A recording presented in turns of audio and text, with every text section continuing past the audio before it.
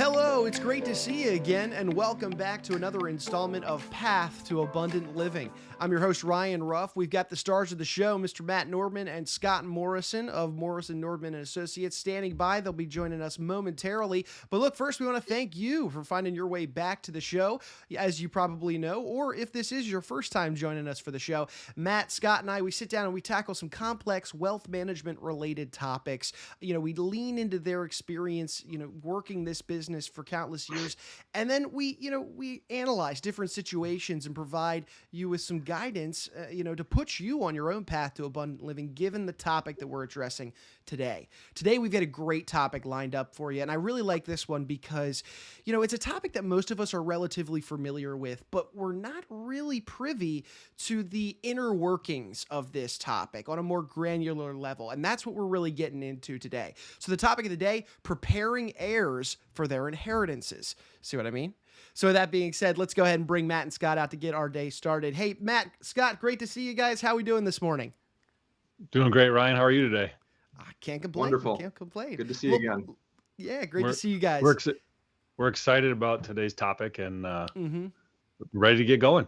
Yeah, it's a good one today. It's a universally applicable topic, regardless of your level of wealth. Obviously, the dealings that you guys, conduct with your clients, some more affluent individuals, they have significant assets and wealth at their disposal. So that can create some more issues or problems throughout this inheritance process. But guys, to get started with our conversation today, it's in the word inheritance.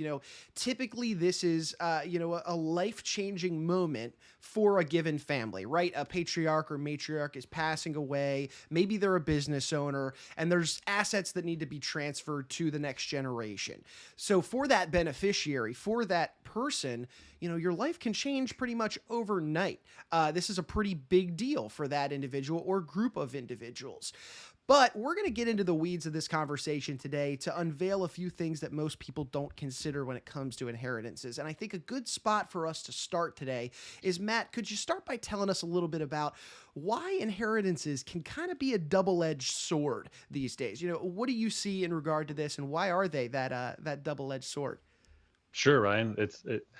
And just so for everybody that's watching, as Scott and I, in preparing for this, if you see us look away, we're just checking our notes. And so the reason it's a double-edged sword is, when you inherit money, it can potentially lead to a life of, okay, I don't have to worry or much or worry at all about paying for life's necessities.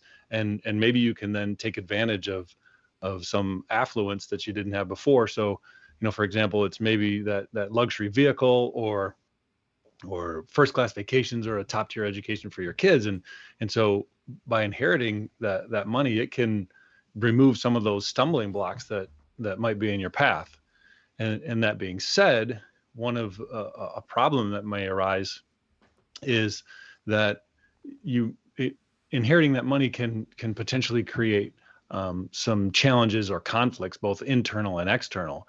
And so as a result of that, it's making sure that, okay, are you aware of these potential problems that your heirs might face? Because then that could potentially affect you as well.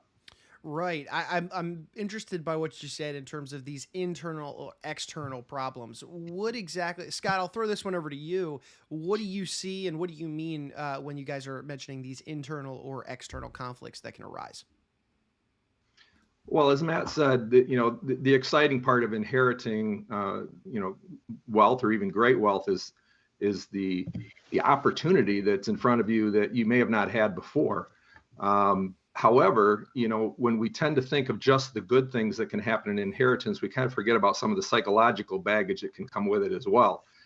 Some of the unforeseen issues, sometimes I think it's easier to win the lottery and get wealthy that way because it's kind of a easy come, easy go, proposition. But when you inherit wealth from somebody, a loved one, from a grandparent or a parent, somebody who most likely followed a passion in life, which led to some sort of wealth and success, you're going to have there's going to be far more weight and responsibility that goes with that inheritance. You're going to feel like you need to live up to it. And so, we didn't earn it, we didn't win it, And so therefore, how do we take that wealth and do some of the same good things that our parents did with it? And that's, I think, probably, some of those internal struggles that we can deal with. If we already come to that inheritance with maybe some personal issues, maybe some shortcomings that we're working on, in our own self-image, then, I think what can happen is that wealth can exacerbate that problem. Sometimes that wealth can define you, and you want to make sure that you keep your self-worth separate from the wealth, and be able to manage that wealth in such a way that you can be a steward of the wealth rather than be dependent on the wealth for your own well-being. So I think that's what we mean by psychological baggage. So Scott or Matt, either who would be best to answer this question, where do you guys start with really addressing this baggage, these other intangible factors that come with an inheritance, and where do you start by ultimately helping the heirs process this, understand this, and ultimately make sure that they are good stewards of the wealth when the time comes? So we get questions all the time, and they'll say, "Hey Matt, hey Scott, how do we know what we don't know, and where do we start?" And so one of our big beliefs is, so those super rich, those ultra high net worth families, $500 million and above, and what are those strategies and tactics that they have implemented to make smart decisions and plans with their wealth to have those strategies in place for their heirs. And so when looking at what they're doing, how can we take that and again help those that are maybe not at that level, but understanding that they want to take it. What are those top plans that people are using at that level, and how do we bring that down and help people? And so look at those people and say, okay, and those families, and say, okay, what is it that they're doing, and how can we implement that on our level, and maybe implement some of those strategies into our plan. Sure. And let's get into that a little bit. When you guys are, going through your day-to-day interactions with some more affluent clients, or the extremely successful, the super rich, what do you guys see that this group of people are doing, or maybe not doing in some cases, when it comes to passing on their wealth and, preparing their heirs for the inheritance? Well, most people want to pass on their tangible assets to their children and their loved ones. But sometimes, we're unsure of how to pass on that same value system that goes with the wealth. How do we pass on, what led to the success and wealth in the first place? So typically, the first step is where those wealthier families first focus on the financial matters. They focus on the bottom line. How do we be tax efficient in transferring the wealth? How do we protect multiple generations? How do we make the most of the wealth so that it has potential for future generations? But if that's all we're focused on, we're kind of missing a big piece of the puzzle, because the process doesn't always involve that. That process doesn't always involve the heirs. The tax mitigation and the actual estate planning with an attorney. Oftentimes the heirs are not part of that process.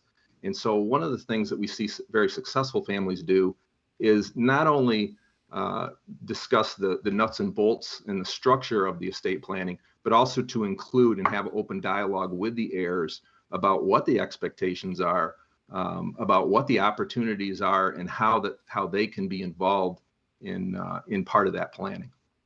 So guys, where do you begin then to ultimately start fostering this level of financial intelligence among the heirs in a given family who may one day inherit that wealth? Where do you start? Where does that process begin?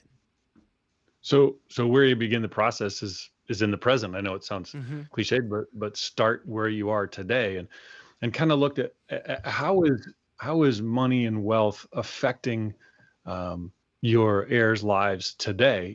A lot of parents will try to hide the fact that they have wealth, or kind of downplay it, but most teens and young adults get a general sense of kind of where the family is based on kind of what's going on in their lives. And so really start asking questions of those heirs, and I wrote some down. And one of them is wealth a source of terrific possibilities, horrific problems, or a combination of both?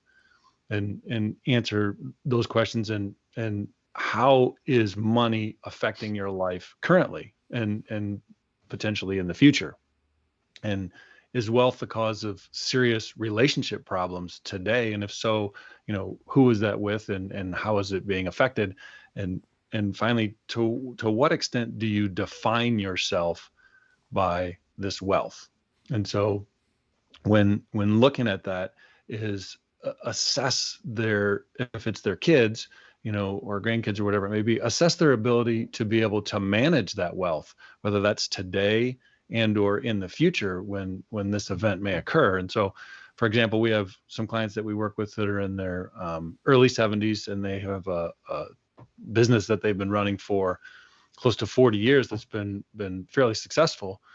And so one of their sons, they have two sons, one of their sons joined the business about 15 years ago and has really taken it to the next level, and is really, really sharp young man. Well, his brother, while a great guy, has not held down a job for very long and has not made the wisest decisions with his wealth or with his money. And so the parents are saying, okay, how do we, educate our son, knowing that, we're not going to be here forever.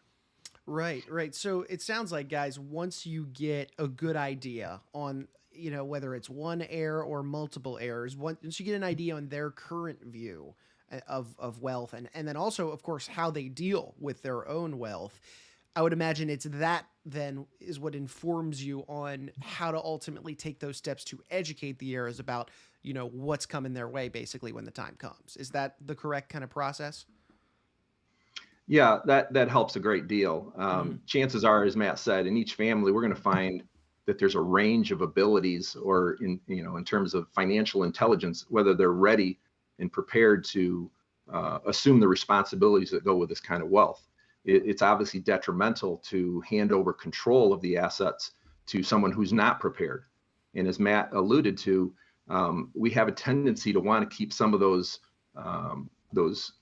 wealth issues private, because we're afraid that it may, poison or influence our heirs in some way. It may take them away from passions that they've already started to establish themselves, and we don't want it to have a negative influence on their life. So, a lot of financial professionals, I think to their detriment, focus primarily on educating heirs about, how a mutual fund works, how a stock works, particular financial strategies or estate planning, or teaching them about trusts. I mean, that's all well and good. But when you're talking about heirs, you're talking about your children. They're not necessarily all interested in that particular part of your life. And so they're feeling very fortunate that they're able to live the lifestyle they have. And they certainly need to be prepared to receive the wealth and all the issues that come with it. So what I get excited about is, when we can talk about things like how they can be good stewards of the wealth. They don't necessarily need to understand all the nuts and bolts of it, but they need to understand that, as we alluded to earlier, that with this wealth comes great responsibility, great opportunity, and it can change your life. It can change other people's lives. And so in having a good plan that addresses how do we take that to the next step, it doesn't necessarily mean that I have to be, that I have to have my own degree in financial planning.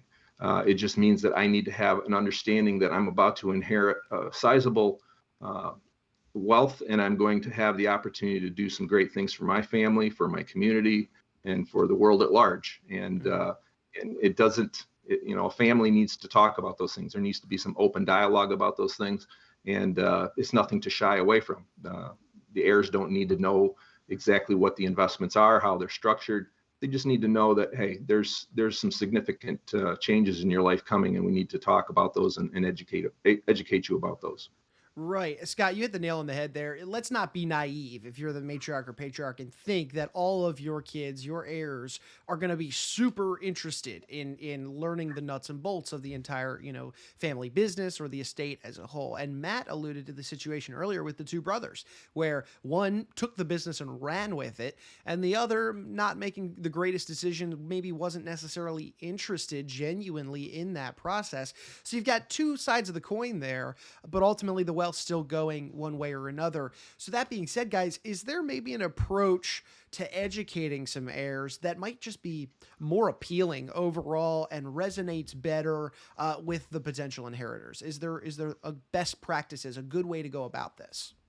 Yeah, so it's kind of two aspects, Ryan, where one is there's all types of inheritances that you can receive. And so it's like Scott was alluding to, take a step back and look at that bigger picture. And what is it that maybe it's your parents or grandparents were trying to achieve, and does that align with what you're trying to do? And looking at that bigger picture and taking that step back and knowing that, okay, things have been set up in certain ways, and so how do you access those things? And if this trust has been set up, what is the trust trying to accomplish? And is it doing what it's supposed to do, for instance? Now, the second key aspect, and sometimes it might be even more important, is to help these heirs to recognize and give them the ability to work with professionals, the professionals that are the accountants, the lawyers, the wealth managers, and be able to recognize, okay, are these, there's two types that you really need to be looking out for. Is one is pretenders. And a pretender is a professional who really means well, and they really want to do right by these people, their clients. But the problem is that they don't have the requisite skills. And so by not having those skills, that can be detrimental to those people, to you if you've received that money. And a bigger problem are predators. And predators, whether it's grifters or some other term you want to use, their goal is to separate you from your money, whether that's a small amount or a significant number. And again, to you, it can be a significant number. There are going to be those predators out there. They're going to try to separate you from your wealth. And so giving them the skills to be able to effectively recognize who those pretenders and more importantly, those predators are, so that that wealth isn't squandered or unjustly taken away from you. Sure. Definitely something you want to consider. And Scott, I'll throw this next one to you. Is there anything else, that family matriarchs or patriarchs should ultimately be considering when going through this process to educate heirs as a whole? Well, I think Matt covered the majority of them. The one thing I think that a lot of heirs worry about, or not heirs so much, but the benefactors worry about in giving to their heirs, is it's that range of personalities within the family. Whether or not that one son or daughter is prepared to receive this. Is this wealth going to, is it tied too much to their identity? They're concerned that this newfound wealth is going to change them in some way into some person that they don't really like, and would not want them to, abuse their power with that.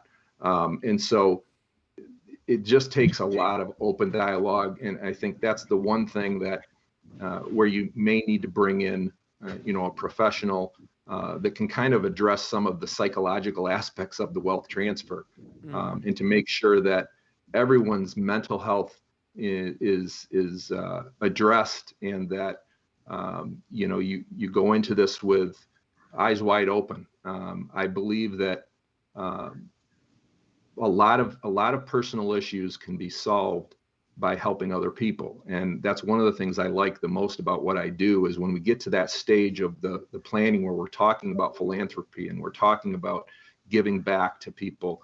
This is the kind of thing that you can get your children involved in now, if you suspect that they would otherwise have issues with inheriting wealth, and have them actually experience some of the fruits of helping other people and see how that helps their own self-esteem. I think that's some of the things that you can do.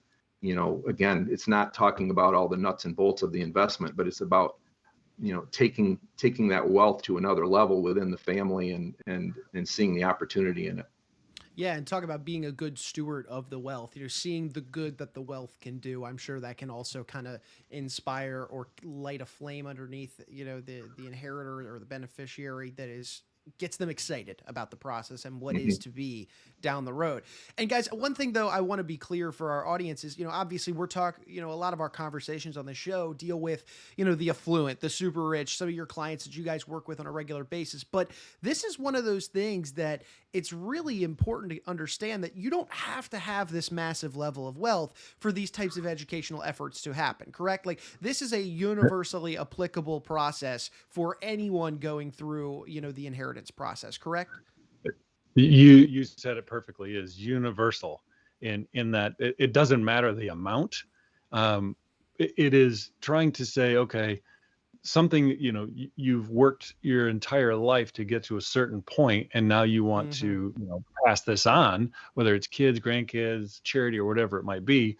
And so start with, sitting down, as Scott alluded to. It doesn't have to be, oh, we're laying out every single asset that we have and here's where all the money is and all that kind of stuff. But it's helping, your beneficiaries understand your views and your goals and objectives, and talking with them about theirs as well, and putting the plan in place that you'll help them make smart decisions with the amount that they inherit, and give them that good foundation of that financial knowledge. Again, not the, okay, you need to know which stocks to pick and should I be in crypto or not, or those kinds of aspects, but give a basic financial foundation, along with helping them effectively have the tools to find the right professionals to work with. And so then they can, take that inheritance and potentially get the most out of it in the future. Sure. Matt, you bring up a good point. In that the right, professionals to work with in this process. So we've thrown a lot at our audience today in terms of the different intangible things to consider, when a beneficiary is going through this process, or the benefactor going through this process. Who then, to really cap off our conversation today, who should families be turning to for help with educating heirs, preparing them for the inheritances that one day might be theirs? Who do they look to? Well, ideally, we'd love for it to be Matt and myself as the wealth managers, but we also know that we're limited by our own licensing, and so that's why Matt and I have always surrounded ourselves with a professional network of other experts and we can bring into a process like this. First and foremost, we would like to, we want our clients to introduce their children and the people who are most important to them, people who may be heirs in their future. We'd love to be introduced to them so that we can begin to forge that relationship before anyone starts passing away. Once that happens, then from there, the direction we take is really specific to the issues in the family. We let the family direct where that conversation goes and what's most important to them. So it could be, something where we're helping families deal with, like I said, issues around the family wealth and how that relationship with wealth impacts on self-worth. Those are very general kind of conversations that don't have anything to do with the specific aspects of the assets. Or maybe we bring in somebody who's a specialist in philanthropy and a professional who can have a discussion, a roundtable discussion with that family, with us acting as the facilitator of that discussion. So ultimately, Matt and I would love to be the facilitator of those kind of discussions and bring in whatever professionals would be necessary. There's so many different opportunities out there. We're pretty excited about the future in that respect. And Matt, you have anything to add on before we close out? Yeah. So just to expound on what Scott said is, as a personal example, my father, it'll be 6 years this August that he passed away. But one thing that he did is we got around the table and we understood, what it is that he wanted to achieve. And we were able to bring in the estate planning attorney and some other aspects of the wishes that he wanted. And again, it wasn't just myself and Scott, but it was the entire family as well as some other professionals around the table. And so, we understand from the personal level as well as working with other clients that start today, because we never know what's going to happen. And so it's really important, again, like you had said, Ryan, it doesn't matter the amount. It's what is it that you want to see happen, and working with your heirs.